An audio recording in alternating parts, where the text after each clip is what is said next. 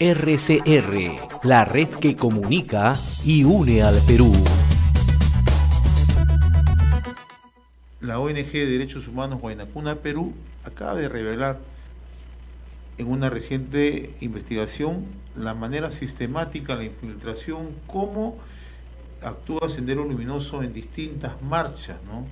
Tanto en Lima y también entendemos en diversos puntos del país. Es decir, hay una agitación política constante, un trabajo permanente, ¿no? La gran pregunta es ¿por qué los servicios de inteligencia no actúan? O si es que actúan, si conocen, ¿por qué no realizan, o sea, un trabajo más exhaustivo frente a estos hechos, ¿no? Bien, ya nos acompaña en estudios Luis Alberto Sánchez, director de la ONG de Derechos Humanos Huayna Cuna Perú. Luis Alberto, qué gusto saludarte. Gracias por acompañarnos en RCR, Red de Comunicación Regional. Muy buenos días, gracias por la entrevista. A ver, ustedes han revelado que Sendero Luminoso, por lo menos en 2 o 3 momentos, ustedes han destacado en el último mes, han estado presentes en diversas movilizaciones en Lima, ¿no? Coméntanos, por favor. Bueno, sí, ese es el comunicado número 18 que hemos sacado. Sendero Luminoso ha estado infiltrado al menos en las 3 últimas marchas de colectivos sociales, organizaciones y sindicatos que ha habido en el centro de Lima. El primero fue por el Día de la Mujer. El Día Internacional de la Mujer, que fueron diversas ONGs de corte comunista que promocionaron en redes sociales y que dijeron pues que iban a celebrar en contra del patriarcado y todo su lenguaje. Bueno, Sendero Luminoso también estuvo ahí. El FUDEC marchó ahí, junto con ellos. Y estos grupos, estos colectivos, estas organizaciones simplemente no dijeron nada. Y eso a mí me parece sumamente grave. Pero no solamente fue el 8 de marzo. Por el tema de las Bambas, por el tema de solidaridad con los comuneros de Apurímac, también hubo otra marcha acá, que partió desde la Plaza San Martín. También ayer FUDEC otra vez estuvo, y esta vez marchó con su banderola y con su logo distintivo, porque en la anterior marcha del Día de la Mujer había marchado encubiertamente. Pero obviamente pues se podía, a lo del FUDEC y Movadef siempre se distingue por sus arengas, que son casi similares o idénticas a las arengas que utilizaba Sendero Luminoso en la década de los 80s, en marchas, protestas y paros armados. Entonces, estas 2 marchas son significativas, y a esto se suma lo del 13 de abril, último, donde también otra vez el FUDEC marchó junto con sindicatos. Y otra vez pues, vemos pues que los colectivos simplemente pues no les dicen nada, la policía está ahí y no les dice nada, y eso a mí pues me llama mucho la atención. Uno, de parte de las organizaciones, colectivos y sindicatos, porque deberían rechazar la presencia de miembros de Sendero Luminoso en sus marchas. Segundo, la policía, porque la policía debería detener a estos miembros de Sendero Luminoso. Ni una ni otra parte hacen nada en contra de estos grupos. Por eso que estos grupos se están infiltrando, y esa infiltración lo hacen para poder captar militantes, organizaciones y dispersar pues el pensamiento Gonzalo. Ahora, usted que hace un seguimiento muy detallado de estos temas, ¿por qué cree que hay esta permisividad? Porque tenemos un sistema legal blando, prácticamente a favor de grupos extremistas, izquierdistas, comunistas, y si hablamos de grupos comunistas, hagamos pues obviamente del pensamiento Gonzalo, hagamos de Sendero Luminoso, porque el pensamiento Gonzalo es comunismo. Eso no se puede negar, por más que lo intenten acá. Por eso es que vemos, por ejemplo, en América Latina, que Sendero tiene una coordinadora internacional de colectivos y organizaciones que suman aproximadamente casi 40 organizaciones. En Argentina, Chile, nosotros hemos hecho denuncias en varios medios de comunicación, apoyo inclusive de diputados chilenos, gente en Argentina, colectivos, organizaciones sociales. En Bolivia hace poco denunciamos pues que inclusive se habían reunido en el local del partido del gobierno del MAS, el local de doctrina e ideología, y además han ido por una serie de medios de comunicación, estuvieron en la Comisión de la Verdad de Bolivia, en el Poder Judicial de Bolivia, en locales del Estado. Entonces, a mí me parece pues esto totalmente pues digamos una inercia de parte del Estado, no solamente de la Cancillería, no solamente de parte del gobierno, sino también en parte pues de colectivos y organizaciones que lamentablemente, como son de tendencia izquierdista y comunista, no muestran pues digamos este desapego, digamos hacerle frente al pensamiento Gonzalo. Si así estamos en Lima, donde se supone que el aparato de seguridad está quizás un poco más estructurado, ¿cómo estamos en provincias? En provincias obviamente pues Movadef y FUDEC están dispersando todo su mensaje, pero hay que tener en cuenta esto. Una cosa es el Movadef y el FUDEC, ese es uno de los rostros del Sendero Luminoso. Yo estoy escribiendo un libro al respecto, con todas las investigaciones que ha hecho Huayna Cuna Perú, pero también está el Movimiento Popular Perú, que es el otro rostro de Sendero, que tiene al comité de base Mantalo Rojo en el BRAE. Entonces eso para mí es sumamente preocupante, porque ellos sí están dispersándose en lo que es Ayacucho, Apurímac, en el centro del país. Lo mismo está haciendo el Movadef y el FUDEC. Pero ya no son fachadas, sino ya actúan. Exacto. Tengo una pregunta, para entender un poco mejor este tema. O sea, que hay una especie de especialización, ¿no? Donde se agrupan organizaciones que tienen que ver directamente con ciertos tipos de discursos, con cierto tipo de movilizaciones y con cierto tipo de activistas. ¿Por qué hacen esta distinción? ¿Por qué hacen esta separación? ¿Y por qué generan tantos grupos, ¿no? de activismo de Sendero Luminoso? Porque bueno, eso tendríamos que remontarnos a la década del 90, del siglo pasado, ya en la dictadura de Fujimori, cuando cae Abimael Guzmán Reynoso. Entonces hay cierta ruptura, digamos, porque después de los acuerdos del 93, o dentro de los acuerdos del 93, mejor dicho, hubo 3 facciones. Una que acató que había que entregar las armas y que seguramente se fue a las cárceles. Otra facción que dijo que no iba a entregar las armas, que acababan con la lucha armada, pero que se iban, que no iban a ir a las cárceles. Y una tercera facción que decía que hay que continuar con la lucha armada y se fue al BRAE. ¿Ya? Posteriormente, después en el BRAE, nacen 2 facciones. Una ya a favor de Abimael, lo que llaman gonzalistas, y otra ya en contra de Abimael, que actualmente son los Quispe Palomino, que eso ya no es Sendero, eso ya se ha independizado en otro grupo terrorista. Entonces, lo que vemos pues en Sendero Luminoso, en el pensamiento de Gonzalo, con Movadef, con FUDEC, con el Movimiento Popular Perú, es digamos pues la incubación de una futura lucha armada. Porque el Movadef y FUDEC tienen un plan de lucha armada, que es el Plan Amanecer, que nosotros lo descubrimos en los campus universitarios de la San Marcos. Y el Movimiento Popular Perú no es que a ellos le hemos tenido que descubrir un plan de lucha armada. Ellos pregonan la lucha armada. Ellos dicen que ya tiene que darse de una vez, y lo hacen público. Y digamos, este grupo Movimiento Popular Perú tiene una red también, al igual que Sendero Luminoso, en el extranjero, con grupos terroristas o colectivos, mejor dicho, a favor del pensamiento Gonzalo y de la lucha armada. Ellos en sus publicaciones, digamos, declaran que pues hay que ir a la lucha armada, o sea, al terrorismo, asesinar gente inocente. Entonces vemos pues que Sendero Luminoso, sea en cualquiera de sus 2 rostros, no ha cambiado de discurso. Ellos siguen atacando al Estado peruano, ellos quieren tomar el poder, sea de una forma u otra, aunque sea en 2 líneas distintas, digamos pues que ambos pues plantean lo mismo. Entonces para mí es algo preocupante todo esto, porque estamos viendo pues una legislación blanda. En Estados Unidos tú no vas a ver pues a un colectivo con el rostro de Osama Bin Laden y a favor de Al Qaeda pues marchando por las playas de Nueva York, queriendo inscribirse como partido político. Eso tú no lo ves, porque esa gente en 24 horas se va a la cárcel, va interrogado al Pentágono, se va al Guantánamo y quién sabe a dónde más se vaya. Ahora, yo quiero incidir algo en lo que hace unos momentos preguntaba Carlos, ¿no? Siendo Lima una ciudad donde hay un mayor mecanismo de seguridad, mayor trabajo de inteligencia, si se quiere, el gran problema hoy se registra en las provincias, ¿no? Donde hay una movilización constante, hay agitación constante, ¿no? En los estudios que ustedes tienen, por lo menos han podido detectar en zona Sierra Sur, por ejemplo, donde ahora se registra movimiento constante, agitación constante, y te lo digo con nombre propio, en el corredor minero, ¿hay presencia de estos sectores que actúan como organismos de fachada? En el tema de las bambas hay una presencia del Movimiento Popular Perú, a través del Comité Mantalo Rojo y el Movimiento Estudiantil Peruano, el MEC. El MEC es lo que vendría a ser el Movadef San Marcos, pero el MEC tiene presencia al menos en la Universidad Micaela Bastidas y en la Universidad San Cristóbal de Huamanga y 3 o 4 universidades más. Este grupo está incentivando, digamos, las protestas como en este paro regional que ha habido hace poco en Apurímac, se ha infiltrado ahí y de alguna forma se estaría infiltrando en las comunidades o ya se había infiltrado en las comunidades que están haciendo actualmente la protesta por el tema de las bambas. Pero allí hay también otros grupos, está también el comité, el grupo Incarri Islam, que obviamente eso ya no es Sendero Luminoso, estamos hablando de que Incarri Islam es una extensión del poder político de Irán en el Perú. Quiroga, exacto, Edward Quiroga, porque eso es lo que es Incarri Islam.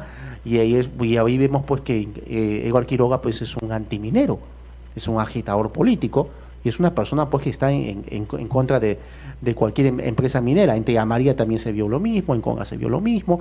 Entonces estamos viendo pues esta dispersión. Entonces, como me pregunta si es que hay intereses, sí, y también en Las Bambas hay que ver también que está el tema de Jorge Paredes Terre, y él está pues con el grupo de Antauro Humala. Los etnocaceristas también se han involucrado en esta protesta, que obviamente ya para parecer ya no solamente involucra a una comunidad, sino que prácticamente ya son 40 comunidades. Entonces vemos pues que, menos en este tema de Las Bambas, un radicalismo extremo de ciertos grupos que se están involucrando en la misma. Una cuestión que nació como una protesta de comuneros, ahora se está convirtiendo ya en un tema de objeto político. Ahora, el otro tema que tú mencionabas y en el estudio que ustedes han presentado es esta infiltración sistemática en sindicatos. ¿Es individual o ellos están intentando tomar ya los sindicatos? Podemos decir que no hay grupos de fachadas aún. ¿Ya? Puede decir como lo que pasaba en los 80. Ellos organizaban grupos de fachadas, ¿Ya? que eran sindicatos, y los organizaban para infiltrarse en otros sindicatos. No. ¿Ya? Lo que es un individualismo.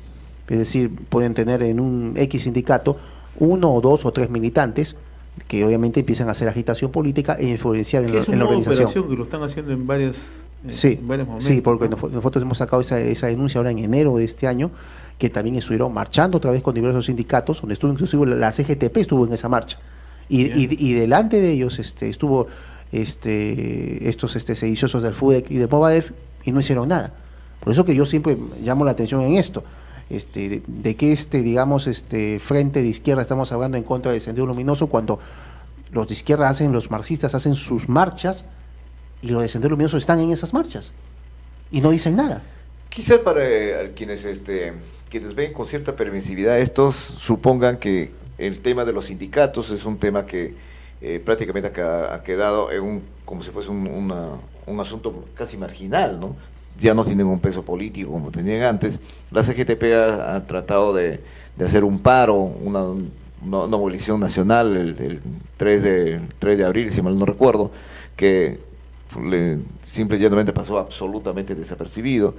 Quienes trataron en algunas provincias de levantar este tema no congregaron más de pequeños puñados de personas, que no pasaron más de grupos de 50 personas que estuvieron desfilando en algunas plazas públicas.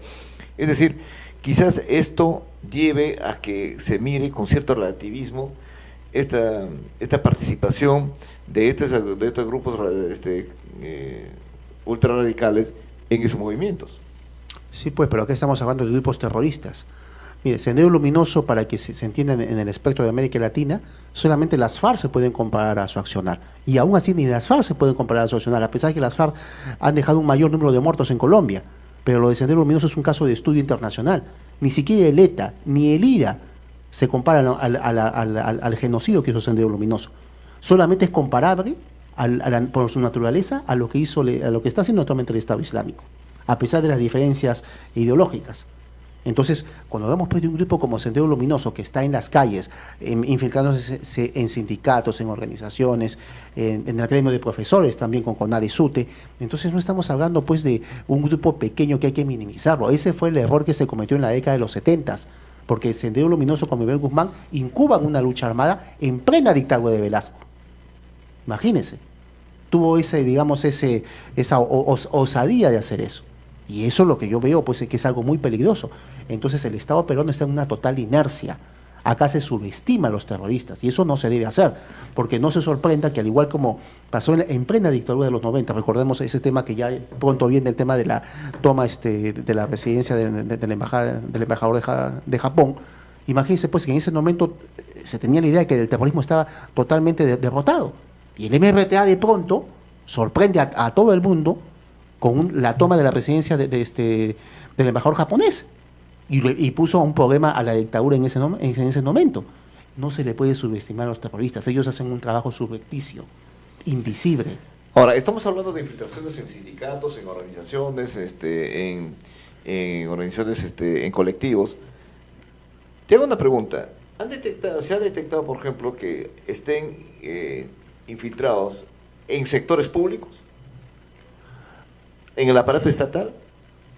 Hay un problema ahí, PS, y es un problema de tipo penal y también histórico. ¿Por qué histórico? Porque, véase, cuando se firman los acuerdos del 93, cuando cae a Abimael Guzmán Reynoso y Sendero Luminoso deciden que hay 3 facciones de los terroristas, digamos que lo que sucede es que debajo de esas facciones estaban las escuelas de Sendero Luminoso. Los jóvenes de las escuelas de Sendero Luminoso nunca se entregaron. ¿Me dejo entender? Esos jóvenes siguieron sus vidas. Y esos jóvenes posteriormente ingresaron a la carrera judicial, ingresaron a la carrera de educación, hicieron sus vidas. Pero mucha de esta gente estaba involucrada en asesinatos. A pesar de ser miembros de la escuela de Sendero Luminoso, porque Sendero Luminoso los preparaba así. Primero tenían que demostrar pues su valía como terrorista, para después pues ser promovidos. Entonces, esta gente ha postulado al cargo en el Congreso, está en el Poder Judicial, está en diversos estamentos del Estado, pero como no se tiene una relación de nombres, o mejor dicho, ni siquiera la DINCOTE tiene esa relación de nombres, no puedes hacer una acusación penal de ese tipo. Ese es el problema. Que existen. Y no solamente de Sendero Luminoso, también del MRTA. Hasta han postulado al Congreso. No sé si habrán sido elegidos.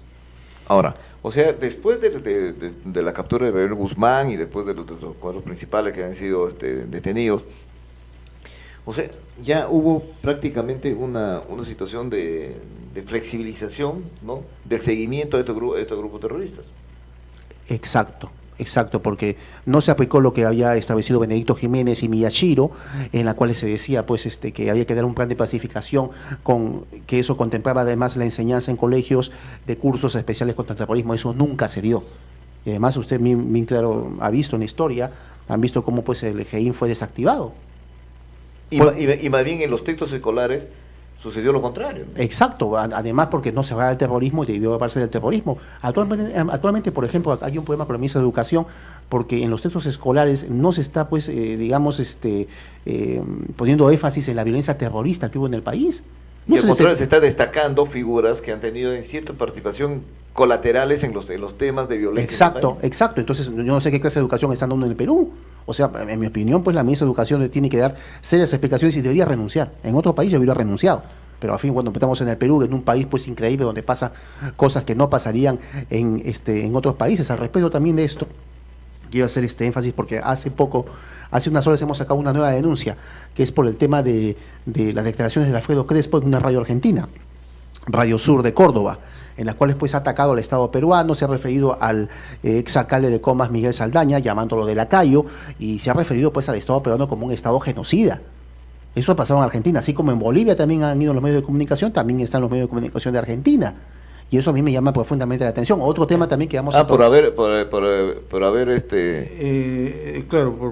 cuando estaba ahí el mausoleo, ¿no? Sí, por el mausoleo terrorista, y ellos siguen, pues, están pidiendo el cierre del penal militar de la base naval del Callao, porque a través de eso ellos, pues, pretenden obtener, pues, una prisión domiciliaria para Abimael Guzmán, puesto que una cárcel común y corriente no ejercería para ellos pues las garantías de vida para este genocida. Ahora, Luis Alberto, en el caso de las universidades, la vez pasada conversábamos contigo y tú explicabas que en Puno, hay una universidad en Puno exclusivamente, que sí, había activismo de Sendero Luminoso a través de sus organismos de fachada. Sí, no solamente es el único lugar. No, son 14 universidades. 14 universidades. Mejor dicho, en 14 regiones tienen presencia. Está la Universidad Pedro Ruiz Gallo, la San Marcos, la Cantuta. Pedro Ruiz Gallo es en el norte del país. Exacto. En Chiclayo. En Chiclayo también está la Universidad del Altiplano, está también la San Cristóbal de Huamanga, está la Universidad Abac del Cusco. Y son diversas universidades, San Luis Gonzaga, también la Universidad de Ica, ahí tienen una presencia fuerte también. Entonces, lo que vemos, pues, que digamos, mientras el Estado dice que aquí no pasa nada, de que es un grupo muerto, que los subestiman, los minimizan, que no deben hacer eso, por la experiencia de los 70s, entonces lo que vemos, pues, que Sendero Luminoso se está desplegando. Pero quiero tocar, haciendo a cápita lo que me has dicho, porque no solamente es el problema de Sendero Luminoso ahora. Hace una semana hemos detectado una organización que se hace llamar Frente Democrático del Pueblo. Esto solamente sería un simple colectivo, pero no es un simple colectivo. Este Frente Democrático del Pueblo está integrado por expresos por terrorismo del MRTA. Y este Frente Democrático del Pueblo es el brazo político del MRTA. ¿Y quién lo está encabezando? es, si no me equivoco, es Luis Cordon, que ha purgado cárcel por terrorismo. ¿Y dónde operan actualmente ellos? Ellos están operando principalmente en la selva, también en Lima provincias, en lo que es Huaral, Huaura y la zona del norte de provincia. Entonces lo que vemos pues que el MRTA está también armando su frente político, tiene su frente político, tiene su brazo político. ¿Y dónde lo han detectado ustedes? ¿En qué ámbito o cuándo, en qué momento fue detectado? ¿En alguna actividad, en alguna Por acción? marchas, por marchas obviamente, y por algunas declaraciones también en algunos medios de provincias. Detectamos porque al principio nos parecía que solamente era un grupo común, un grupo más, un colectivo con ciertas ideas comunistas, extremas, pero vimos después pues que por los integrantes que tenían, el mensaje que daban, y sobre todo por los comunicados que han sacado, en varios de ellos pues se expresan a favor de Néstor Serpa Cartolini. Inclusive tienen una actividad que se hace llamar Abril en la Memoria, en las cuales todos los años homenajean a los muertos del comando Edgardo Sánchez por la toma de la casa del embajador de Japón. Es decir, a Néstor Serpa Cartolini y todos sus terroristas. Entonces, homenajear a esta gente, llamarlos pues luchadores sociales, ir al extranjero, a Chile, a llamarlos luchadores sociales, eso no es pues un colectivo simple, eso no es una simple organización, eso es un brazo político. Mira, cuando la otra discusión fuerte que se dio fue hace unos años, cuando pretendió el Movadef convertirse en un partido político. Pero quizás esa fue la discusión legal, si es que se podía o no se podía en ese momento inscribirlos en el registro de partidos políticos del Jurado Nacional de Elecciones. Sino, lo que llamó la atención para nosotros es que en realidad tanta gente, y entre ellos tantos jóvenes, habían firmado los planillones para la inscripción de este partido, para solicitar la inscripción de este partido. No, es que llegamos casi a medio millón de firmas, ¿no? Pero es que legalizar a Sendero Luminoso sería legalizar el pensamiento Gonzalo.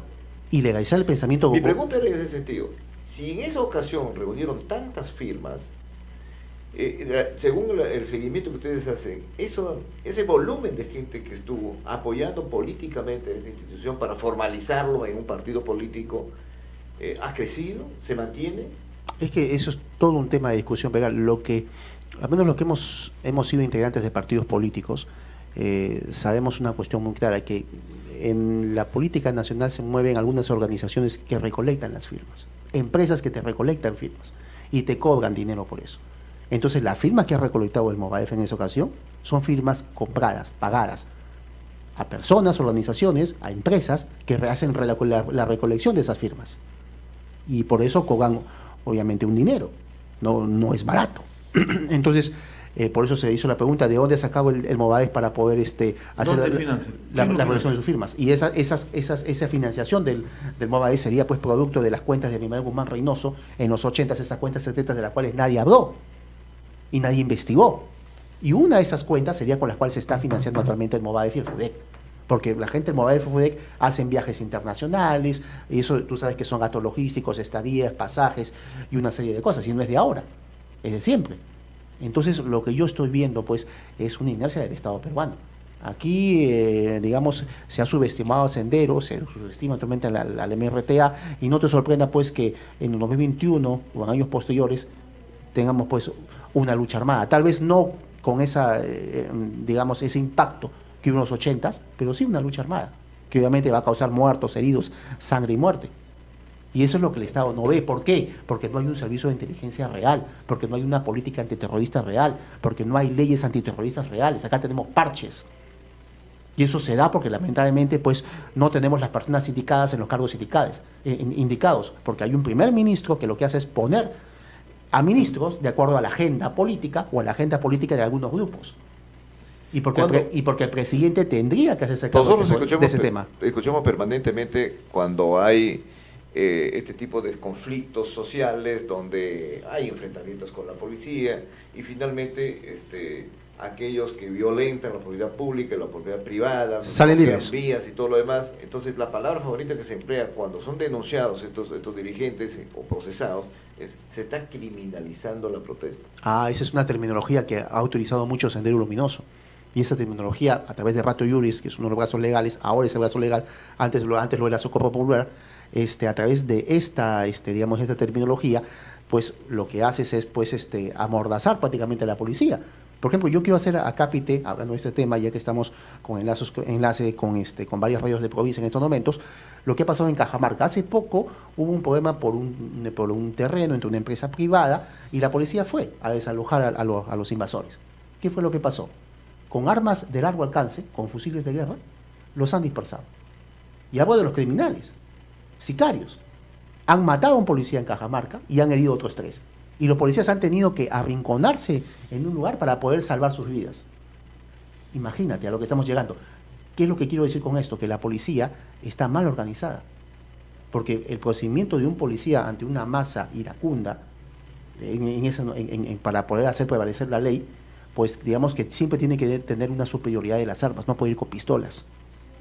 Y tiene que hacer cumplir la ley. Lamentablemente acá en Perú a la policía se le tiene un poco más y los tienen no solamente amordazados, sino que piensan que la policía tiene que subsimirse, digamos, a los criminales o los delincuentes. Porque los criminales y delincuentes sí tienen derechos humanos, pero los policías no.